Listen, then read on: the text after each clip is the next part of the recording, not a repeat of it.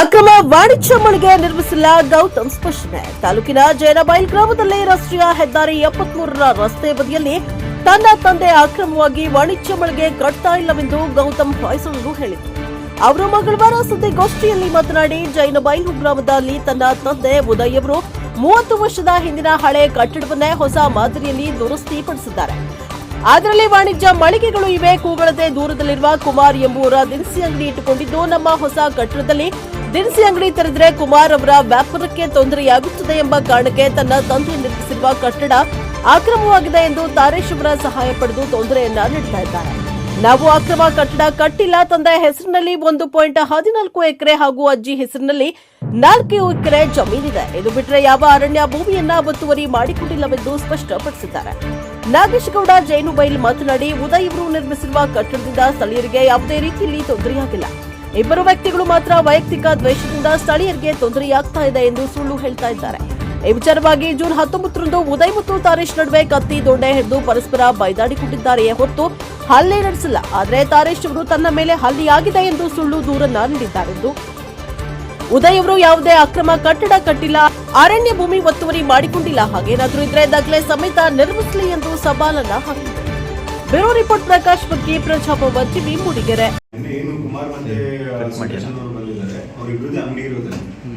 So ನಾವು ಅಂಗಡಿ ಮಾಡೋದ್ರಿಂದ ಅವರಿಗೆ ಬಿಸ್ನೆಸ್ಗೆ ತೊಂದರೆ ಆಗೋದು ಹೇಳಿ ಅವರು ಅದಕ್ಕೆ ತಕರಾರು ಮಾಡ್ತಾರೆ.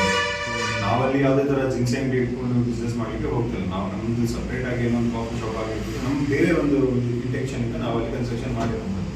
ಸೊ ಇವ್ರು ಏನ್ ಮಾಡಿದ್ರೆ ಅವರಿಗೆ ಬಿಸ್ನೆಸ್ ತೊಂದರೆ ಆಗುತ್ತೆ ಅಂತ ಹೇಳ್ಕೊಂಡು, ಯಾಕೆಂದ್ರೆ ಸುಮಾರು ವರ್ಷದಿಂದ ಅವರು ಮಾತ್ರ ಅಲ್ಲಿ ಬಿಸ್ನೆಸ್ ಮಾಡ್ಕೊಂಡು ಬಂದಿರೋದು, ಬೇರೆ ಯಾರಿಗೂ ಮಾಡೋದು ಬಿಟ್ಟು ಇಲ್ಲ. ಇವರು ಈ ಹಿಂದೆ ನಮ್ಮ ಜಾಗದಲ್ಲಿ ಏನಿದ್ದಾರೆ ನಾವು ತಗೊಂಡಿದ್ವಲ್ಲ ಆ ಜಾಗದಲ್ಲೂ ಫಸ್ಟ್ ಅಂಗಡಿ ಮನೆಗೆ ಇತ್ತು. ಅವರಿಗೂ ಇದೇ ರೀತಿ ತೊಂದರೆ ಕೊಟ್ಟಿ ಅವ್ರ ಹತ್ರಗೆ ಅಂಗಡಿ ಮನೆ ಸವಾಸ ಬೇಡ ಅಂತೇಳಿ ಎಲ್ಲ ನಮಗೆ ಮಾರಿ ಅವರು ಬಿಟ್ಟು ಬೇರೆ ಕಡೆ ಹೋದ್ರು. ಸೊ ಇವಾಗ ನಾವು ಮಾಡಕ್ ಸ್ಟಾರ್ಟ್ ಮಾಡಿದ್ರು, ನಮಗೂ ಅದೇ ತರ ತೊಂದರೆ ಮಾಡ್ತಾ ಇದ್ದಾರೆ ಅಷ್ಟೇ. ಇದೇ ಮೇನ್ ಕಾರಣ ಇರೋದೇ ಇದು.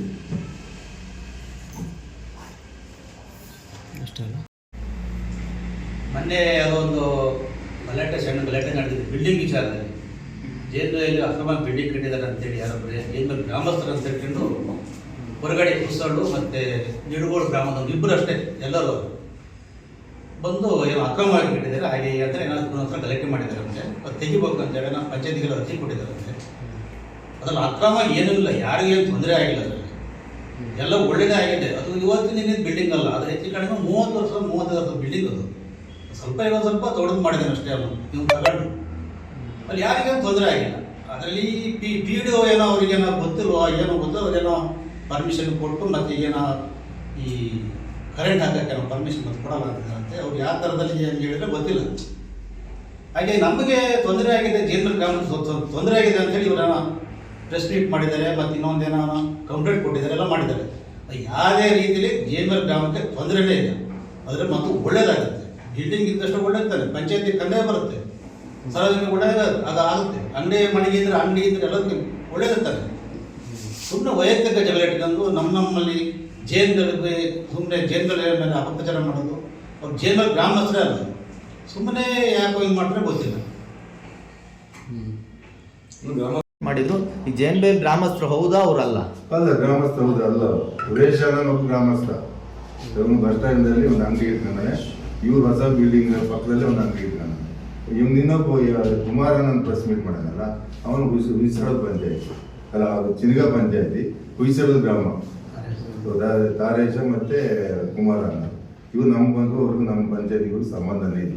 ನೀವು ಅವ್ರಿಗೆ ಡಾಕ್ಯುಮೆಂಟ್ ಕೇಳಿ, ನೀವು ಇದನ್ನ ಕೇಳಿ, ನಿಮ್ಮ ಊರು ಇದನ್ನ ಸರ್ಟಿಫಿಕೇಟ್ ತಗೊಬನ್ನಿ ಅಂತ. ಇವ್ರೇನಾರು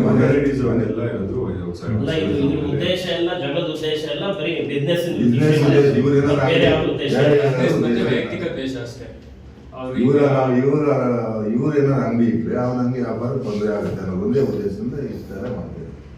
ಗ್ರಾಮ ಪಂಚಾಯತಿ ಬೇರೆ, ಅವ್ರ ಗ್ರಾಮ ಪಂಚಾಯತಿ ಬೇರೆ ಸರ್. ಬಟ್ ಇವರಿಗೆ ಪಿಡಿಒಗೆ ಇಕ್ವಲ್ಮೆಂಟ್ ಹೇಳಿ ಅದು ಅವಶ್ಯಕತೆ ಇಲ್ಲ, ಇವ್ರಿಗೆ ಅದಕ್ಕೆ ಸಂಬಂಧ ಇಲ್ಲ. ಅವನು ಇದೇ ಮತ್ತೊಬ್ಬ ಅಲ್ಲಿ ಇದನ್ನ ಇಟ್ಟಿನ ಅಂಗಡಿ ಇಟ್ಕೊಂಡ ಮೊನ್ನೆ ರೀಸೆಂಟ್ ಆಗಿ ಒಬ್ಬರ ಆಗಿರೋದು. ಅದಕ್ಕೆ ಚಿನ್ಗಾ ಪಂಚಾಯತಿಯಿಂದ ನೋಂದಣಿ ಸರ್ಟಿಫಿಕೇಟ್ ಕೊಟ್ಟಾರೆ. ಅದು ಇವ್ರಿಗಿಂತ ದೂರ ಹತ್ರ ಇದೆ, ಇದು ಒಂದು 40 ಅಡಿ ದೂರ ಇದೆ. ಇದು ರೋಡಿಗೆ 5 ಅಡಿ ಇದೆ, ಅದಕ್ಕೆ ಕೊಟ್ಟಾರೆ. ಇದನ್ನ ಲೈಸೆನ್ಸ್ ಕೊಟ್ಟಿದ್ದಾರೆ, ಇದಕ್ಕೆ ಪರ್ಮಿಷನ್ ಕೊಟ್ಟಿದ್ದಾರೆ. ಇವರಿಗೆ ಉದ್ದೇಶ ಕೊಡ್ಬೇಕು, ನೀವು ಸರ್ ಕೊಡ್ತಾ ಇದ್ದಾರೆ.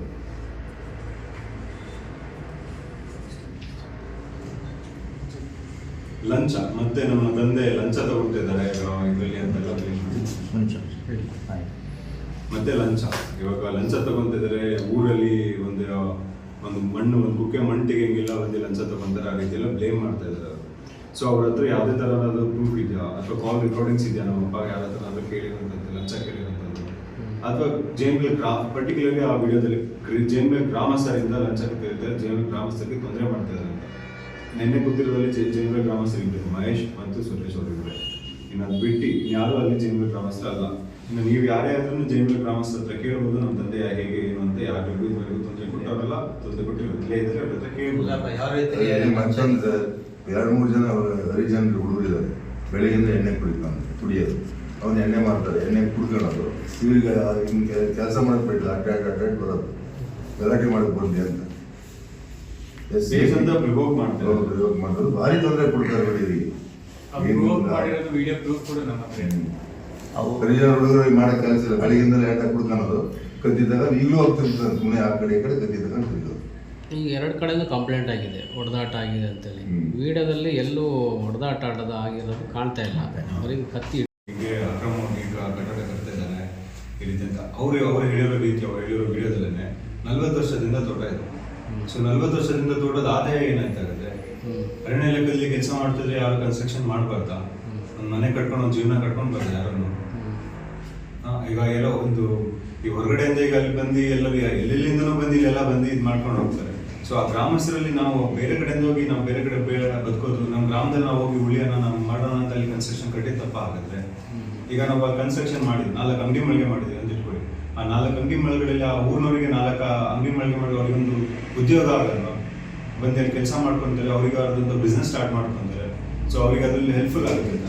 ಅಲ್ಲಿ ಗ್ರಾಮಸ್ಥರಿಗೆ ಅನ್ಯಾಯ ಆಗ್ತದೆ, ಗ್ರಾಮಸ್ಥರಿಗೆ ಮೋಸ ಆಗ್ತದೆ, ಆ ರೀತಿ ಎಲ್ಲ ಬ್ಲೇಮ್ ಮಾಡ್ತಿದ್ದಾರಲ್ಲ.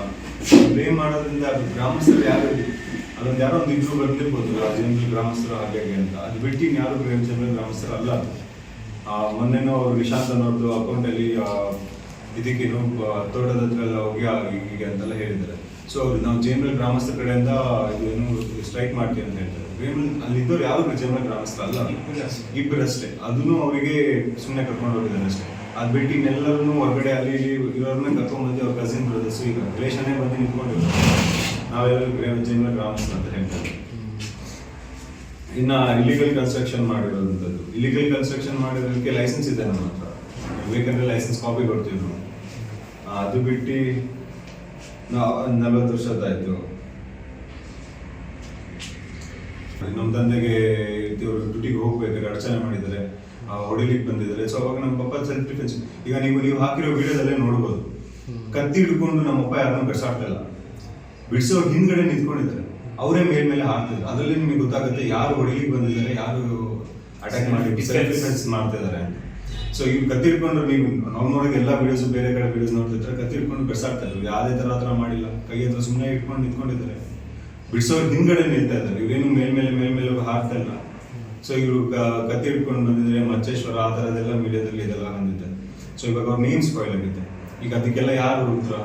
ಈಗ ಊರು ಮನೆಯಲ್ಲಿ ಈಗ ಒಂದು ಒಳ್ಳೆ ಹೆಸರಿದ್ದವರಿಗೆ ಈ ರೀತಿ ಎಲ್ಲ ಹಿಂಗೆ ಕೆಟ್ಟ ಹೆಸರಲ್ಲಿ ಬ್ಲೇಮ್ ಮಾಡಿದ್ರೆ ಅದಕ್ಕೆಲ್ಲ ಯಾರು ಹೇಳ್ತಾರೆ? ಆನ್ಸರಬಲ್ ಯಾರು ಅದಕ್ಕೆ? ಇವಾಗ ನಮಗೆ ಆಗಿದೆ, ನಮ್ಮ ತಂದೆ ಹೆಸರಿಗೆ ಹಾಳಾಗಿದೆ. ಈಗ ಏನು ಅದನ್ನ ಯಾರು ರಿಕವರ್ ಮಾಡ್ಕೊಳ್ಳೋದು?